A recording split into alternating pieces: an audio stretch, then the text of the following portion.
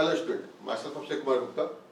आज network analysis synthesis के video lecture series को हम आगे बढ़ा रहे हैं और हम टाइप्स ऑफ सोर्सेस, अभी हम बेसिक चीज़ों को सीख ले पहले, उसके बाद हम थ्योरम्स वगैरह को अप्रोच करेंगे, एसी नेटवर्क की तरफ अप्रोच करेंगे। बेसिक्स में टाइप्स ऑफ सोर्सेज हैं और फेजर रिलेशनशिप होता है एलिमेंट्स का, वो भी है। तो फिलहाल इस वीडियो लेक्चर में हम देखेंगे टाइप ऑफ सोर्सेज कि कितने टाइप के सोर्सेज होते हैं और उनको हम कैसे कोरिलेट करते हैं, और लास्ट में हम सोर्स ट्रांसफॉर्मेशन के बारे में भी थोड़ा सा देखेंगे इसी लेक्चर में। क्लियर? ठीक है। तो टाइप ऑफ सोर्सेज की अगर मैं बात करूं यहाँ पे, क्लियर, तो जो सोर्स होते हैं, क्लियर, दो कैटेगरी में डिवाइडेड है। एक इंडिपेंडेंट सोर्स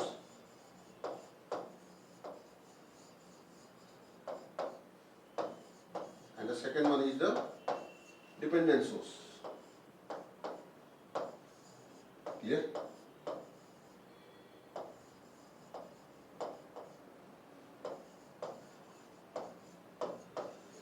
अगर हम वोल्टेज और करंट के टर्म में बात करें तो ऑब्वियस सी बात है कि आपके इंडिपेंडेंट सोर्स भी दो कैटेगरी में डिवाइड होंगे। एक आपका वोल्टेज सोर्स होगा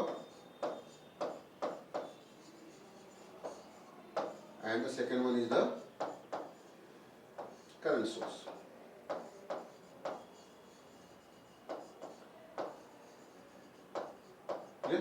क्योंकि आपको भी पता है दो पैरामीटर्स होते हैं, वोल्टेज एंड करंट। अगर हम इलेक्ट्रिकल की बात करें, किसी भी सर्किटल व्यू की बात करें, तो दो पैरामीटर्स होते हैं, वोल्टेज एंड करंट। इन्हीं के टर्म में हमें सारा चीज कोरिलेट करना होता है, हमें कैलकुलेशन भी करने होते हैं।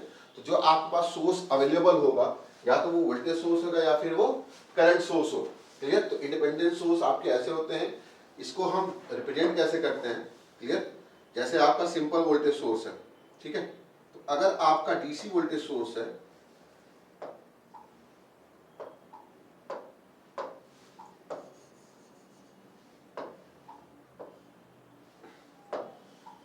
अगर आपका एक डीसी वोल्टेज सोर्स है तो इसको हम रिप्रेजेंट करेंगे। नेक्स्ट स्लाइड में देख लेते हैं हम लोग।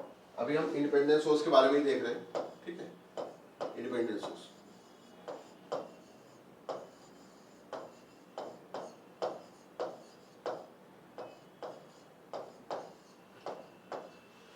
तो जो वोल्टेज सोर्स है,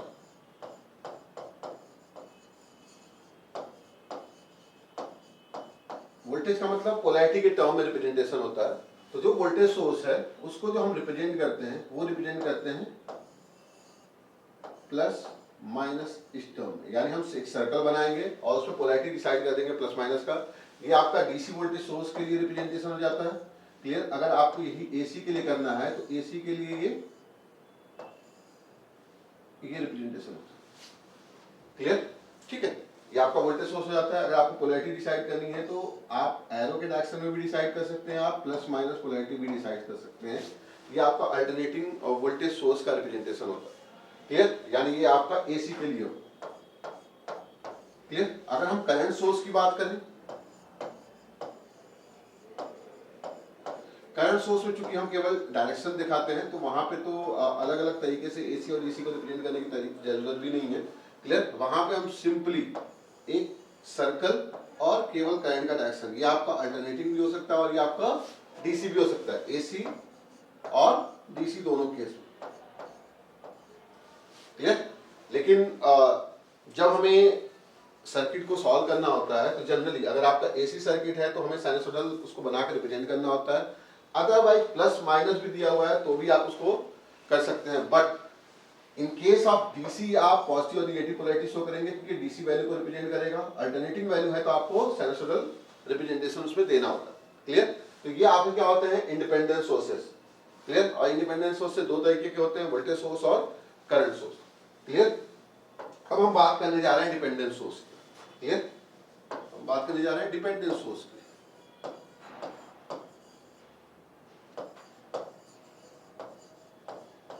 डिपेंडेंट सोर्स का मतलब क्या हो गया? कंट्रोलिंग। डिपेंडेंट सोर्स का मतलब कंट्रोलिंग। और कंट्रोलिंग कौन करेगा? या तो वोल्टेज या तो करंट। क्लियर? डिपेंडेंट का मतलब क्या हो गया? किसी पर्टिकुलर वैल्यू पे वो डिपेंड कर रहा। क्लियर? कंट्रोलिंग या तो आइदर वोल्टेज और करंट, ये दोनों चीजों पे वो कंट्रोल्ड होगा। क्लियर? यानी जो डिपेंडेंट सोर्स होगा या तो किसी पर्टिकुलर एलिमेंट के अक्रॉस के वोल्टेज पे डिपेंड करेगा या उस एलिमेंट पे फ्लो होने वाले करंट पे डिपेंड करेगा। यही दो चीजें हैं। क्लियर? तो अगर हम कंट्रोलिंग पे बेस में बात करें तो डिपेंडेंट सोर्स को हम कितने कैटेगरी में डिवाइड कर सकते हैं? हम डिवाइड कर सकते हैं इसको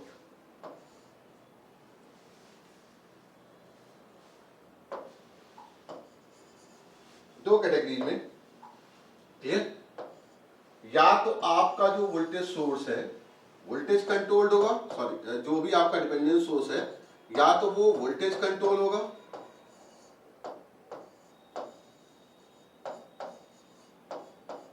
क्लियर, और या फिर करंट कंट्रोल्ड होगा।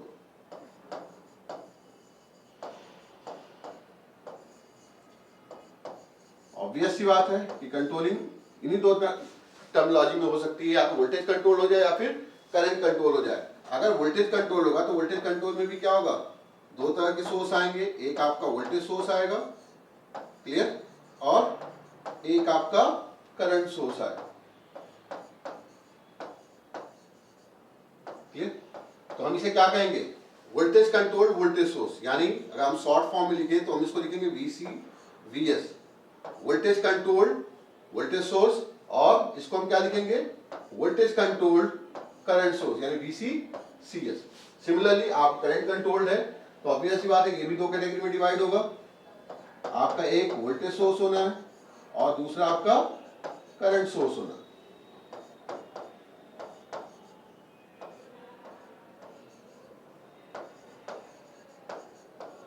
क्लियर? तो इसको हम क्या बोलेंगे, करंट कंट्रोल्ड वोल्टेज सोर्स यानी सीसीवीएस, और इसे हम क्या बोलेंगे, करंट कंट्रोल्ड करंट सोर्स यानी सीसीसीएस।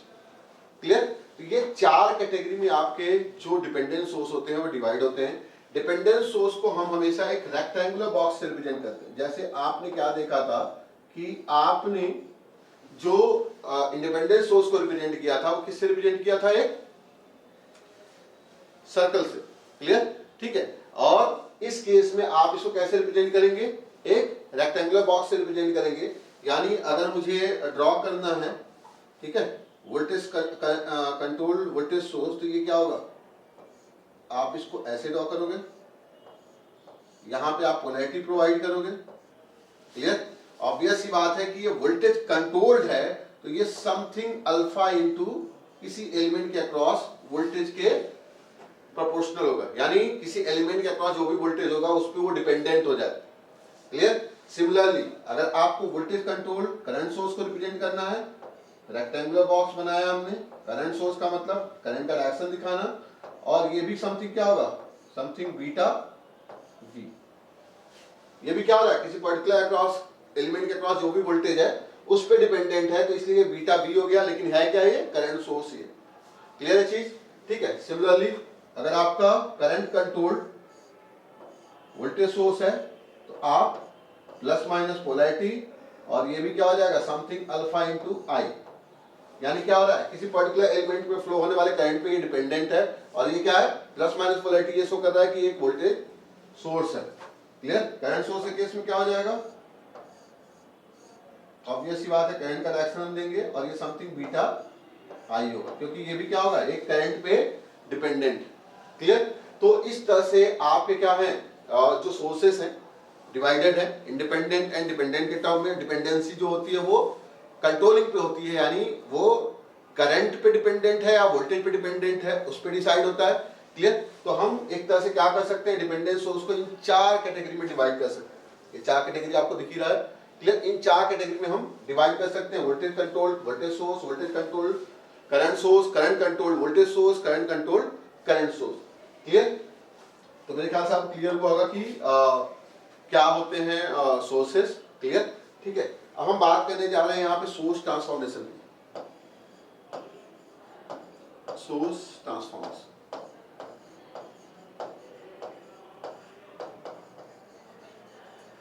सोर्स ट्रांसफॉर्मेशन को स्टार्ट करने से पहले जो वोल्टेज सोर्स या करंट सोर्स होते हैं वो आइडियल और प्रैक्टिकल दो टर्मिनोलॉजी यूज की जाती है, आइडियल वोल्टेज सोर्स या आइडियल करंट सोर्स, या फिर practical voltage source and practical current source. Clear? तो आइडियल बिहेवियर क्या होता है कि अगर मैं बात करूं यहां पे एक आइडियल वोल्टेज सोर्स की, आइडियल वोल्टेज सोर्स की,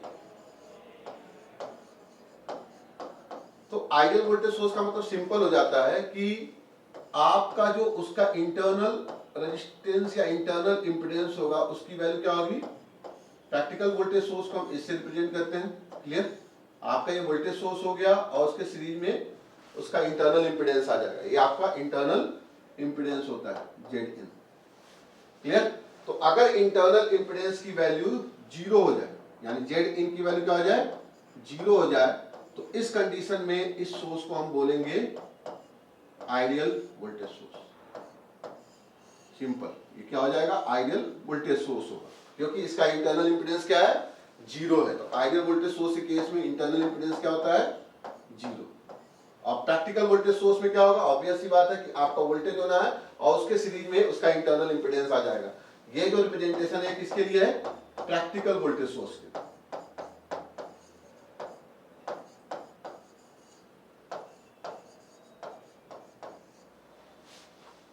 क्लियर, ठीक है, तो ये क्या हो जाएगा, प्रैक्टिकल वोल्टेज सोर्स हो जाएगा। ठीक, अगर मैं बात करूं यहां पे आइडियल करंट सोर्स की, तो सबसे पहले हम ये जान लें कि प्रैक्टिकल करंट सोर्स क्या होता है। जैसे आपने देखा कि आपका जो प्रैक्टिकल वोल्टेज सोर्स था उसके सीरीज में उसका इंटरनल इंपीडेंस लगा हुआ था, तो यहां भी क्या होगा कि आपका जो प्रैक्टिकल करंट सोर्स होगा उसके पैरेलल में उसका इंटरनल इंपीडेंस होता है, यानी Zin। ये आपका हो जाता है प्रैक्टिकल करंट सोर्स। क्लियर, उसका इंटरनल इंपीडेंस के पैरेलल में लगेगा, यहां पे आपका सीरीज में था। क्लियर, अगर हम यही आइडियल बिहेवियर की बात करेंगे तो ये मत कह देना कि यहाँ पे Zin जीरो लिया है तो यहाँ भी Zin जीरो लेंगे। Zin जीरो का मतलब क्या होता है, शॉर्ट सर्किट। ये शॉर्ट सर्किट हो जाए तो करंट सोर्स का कोई रोल रहेगा, कोई रोल नहीं रहेगा। क्लियर, आइडियल के केस में क्या होता है कि आपका आइडियल करंट सोर्स का मतलब उसके पास उसका कोई इंटरनल इंपीडेंस नहीं दिखना चाहिए, यानी ये सिंपली क्या होता है, आइडियल करंट सोर्स। क्लियर, ये कब पॉसिबल है कि आपको यही मिले, ये तभी पॉसिबल है जब ये क्या हो जाए, आपका ओपन सर्किट हो जाए। क्लियर, यानी इसके अक्रॉस कोई एलिमेंटल बिहेवियर ना हो, यानी जो हम इंटरनल इंपीडेंस ले रहे हैं वो चीज यहाँ पे ना हो, वो ओपन सर्किट हो जाए। और ये ओपन सर्किट कब पॉसिबल है, जब Z इनपुट इंटरनल इंपीडेंस की वैल्यू इनफाइनाइट हो जाए। क्लियर, ये तो आपको क्लियर ही होगा कि अगर इंपीडेंस जीरो है तो यानी शॉर्ट सर्किट, अगर इंपीडेंस की वैल्यू इनफाइनाइट है मतलब ओपन सर्किट बिहेवियर होता है। क्लियर, तो इसका मतलब क्या हो गया, आपको जो आइडियल करंट सोर्स मिलेगा, क्लियर, यहाँ पर क्या होगा, आइडियल करंट सोर्स। तो आइडियल करंट सोर्स के केस में क्या होना है, आपका इंटरनल इंपीडेंस क्या होना है, Z input tending to infinity. Clear, तो जो सोर्स ट्रांसफॉर्मेशन का लॉजिक है वो केवल और केवल प्रैक्टिकल सोर्सेस के लिए। आइडियल सोर्स के केस में आप सोर्स ट्रांसफॉर्मेशन पॉसिबल ही नहीं। क्लियर, क्यों नहीं है वो देख लेते हैं। देखो यहां अगर हम बात करें यहां पे, ये आपका एक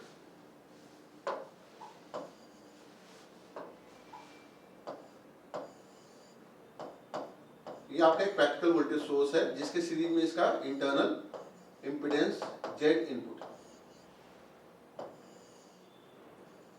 क्लियर, ये आपका V हो गया, ये आपका इन है। क्लियर, ठीक है, मैंने एज्यूम किया कि इस सोर्स से जो करंट जनरेट हो रहा है वो I है। क्लियर, इस सोर्स से जो करंट जनरेट हो रहा है वो क्या है, I है। क्लियर, ठीक है, तो अगर ये सोर्स से जो करंट जनरेट हो रहा है I, तो मैं अगर ओम्स लॉ अप्लाई करूं तो आपको क्या दिखेगा, V की वैल्यू क्या हो जाएगी, something I into Z internal के बराबर। V की वैल्यू क्या हो जाएगी, I इंटू Z इंटरनल के बराबर। क्लियर, ठीक है, तो यहां पे आप क्या देख रहे हैं कि अगर ये मान के चल रहे हैं, मैं कहने का सिंपल मतलब है कि आप इसे भी एज अ सोर्स ही ट्रीट करिए। ये आपका सोर्स है और ये करंट के फॉर्म में सोर्स करंट जनरेट हो। क्लियर, तो अगर हम रिलेशन देखें तो Vs की वैल्यू क्या हो जानी है, Is इंटू Z इंटरनल के बराबर आ जानी है। क्लियर, ठीक है, तो अगर इस मैथमेटिकल को रिलेशन को देखें हम, तो मैं Is को क्या लिख सकता हूं, Vs अपॉन Z इंटरनल, ऐसे लिख सकता हूं मैं। क्लियर, कि आई एस की वैल्यू क्या हो जाए, V S upon Z internal हो जाए। क्लियर, कहने का मतलब सिंपल है, ये समझिए आप लोग कि वोल्टेज सोर्स वीएस है, जिसकी वजह से आपको करंट, जो करंट सर्किट में, ये मत समझना कि ओपन सर्किट है, this is not open circuit. Clear, ये किसी न किसी सर्किट के साथ कनेक्टेड होगा। तो जब सर्किट के साथ कनेक्टेड होगा, यहाँ पे एक सर्किट से साथ ये कनेक्टेड होगा, यहाँ पे कोई ना कोई सर्किट होगा ही होगा, एक सर्किट के साथ कनेक्टेड है, बस सिंपल ये सोचो। क्लियर, तो जो आपका वीएस है ये इंटरनल इंपीडेंस, तो वीएस की वैल्यू क्या होगी, I S into Z internal के बराबर, जहां पे आई एस इस वोल्टेज सोर्स द्वारा डेवलप किया गया सोर्स करंट। तो VS equal to I S into Z internal हो गया। तो इसको मैथमेटिकली फॉर्म में मैंने लिखा I S equal to VS upon Z internal. Clear, तो जब मैंने इसको मैथमेटिकली फॉर्म में लिखा इसको, तो इसके इक्विवेलेंट सर्किट भी ड्रॉ कर सकता हूं मैं, ये मेरा करंट आई एस हो गया। क्लियर, इसके पैरेलल में इसका इंटरनल इंपीडेंस जेड इंटरनल हो गया। ठीक है, और ये जो वोल्टेज डेवलप हो रहा है, ऑब्वियस सी बात है क्या होगा, वीएस के बराबर होगा। यानी कहने का तरीका ठीक उल्टा हो गया कि करंट सोर्स है, करंट सोर्स जो सोर्स वोल्टेज जनरेट करेगा वो क्या जनरेट करेगा, वीएस। क्लियर, तो अगर आप यहां पे देखोगे तो आईएस की वैल्यू क्या आ जाएगी, वीएस अपॉन जेड इंटरनल के बराबर ही आएगा। तो आईएस की वैल्यू आपको क्या दिख रही है यहाँ पे, वीएस अपॉन जेड इंटरनल के बराबर। यानी यही क्या है आपका, ये सोर्स ट्रांसफॉर्मेशन है। यानी आपको कुछ करना नहीं है, सिंपली क्या करना है, आईएस की वैल्यू क्या हो जाएगी, वीएस अपॉन जेड इनपुट के बराबर। क्लियर, ठीक है, वीएस आपको पता है, जेड इनपुट आपको पता है, करंट के फॉर्म में आपको एनर्जी जाननी है, तो आईएस इक्वल टू क्या हो जाएगा, वीएस अपॉन जेड इनपुट। जैसे ये वीएस अपॉन जेड इनपुट होगा, आपको आईएस के फॉर्म में करंट फुल रख देना है, यानी सोर्स करंट पुट करना है। और आपको पता है कि सोर्स करंट यानी प्रैक्टिकल जो करंट होता है, यानी प्रैक्टिकल जो सोर्स होता है करंट सोर्स, उसका जो इंटरनल इंपीडेंस होता है उसके पैरेलल में कनेक्ट होता है। तो सिंपली हमने क्या किया, इस करंट सोर्स के पैरेलल में इंपीडेंस को कनेक्ट किया। जैसे यहाँ पे क्या था, इसके ये सीरीज में कनेक्टेड था। क्लियर, लेकिन यहाँ पे क्या हो जाएगा, इसके पैरेलल में कनेक्ट हो जाएगा। तो ऑब्वियस सी बात है, इसके अक्रॉस जो वोल्टेज जो डेवलप होगा वो क्या होगा, वोल्टेज सोर्स के बराबर, और आईएस की वैल्यू क्या आ जाएगी, वीएस अपॉन जेड इनपुट के बराबर आएगी। क्लियर है जी, तो यही आपका सोर्स ट्रांसफॉर्मेशन होता है, कुछ करना नहीं होता है, simply VS upon Z input के बराबर करंट सोर्स, और उसका इंटरनल इंपीडेंस चेंज नहीं होगा, सेम रहेगा, लेकिन कनेक्शन स्कीम चेंज हो जाएगी। जो यहाँ पे सीरीज में कनेक्टेड था वो यहाँ पे पैरेलल में कनेक्ट हो जाएगा। क्लियर, तो मेरे ख्याल से आपको क्लियर हुआ होगा कैसे आपको सोर्स ट्रांसफॉर्मेशन करना है। ठीक है, और सोर्स ट्रांसफॉर्मेशन का भी बहुत अच्छा यूज होता है सर्किट में, जब हम थ्योरम वगैरह करेंगे, उस पर रिलेटेड न्यूमेरिकल करेंगे, तो सोर्स ट्रांसफॉर्मेशन से हम प्रॉब्लम को काफी इजी भी बना लेते हैं। और सोर्स ट्रांसफॉर्मेशन से रिलेटेड आप एक थ्योरम भी पढ़ेंगे, मिलमैन थ्योरम। ठीक है, तो मेरे ख्याल से आपको क्लियर हुआ होगा कि टाइप ऑफ सोर्सेस कितने तरह के होते हैं, और किन किन चीज़ों पे अगर वो डिपेंडेंट है तो किन किन चीज़ों पे वो डिपेंडेंट होता है। क्लियर, और सोर्स ट्रांसफॉर्मेशन का लॉजिक क्या होता है, कैसे हम सोर्स को ट्रांसफॉर्म करते हैं। ठीक है, मिलते हैं नेक्स्ट लेक्चर में। Thank you very much.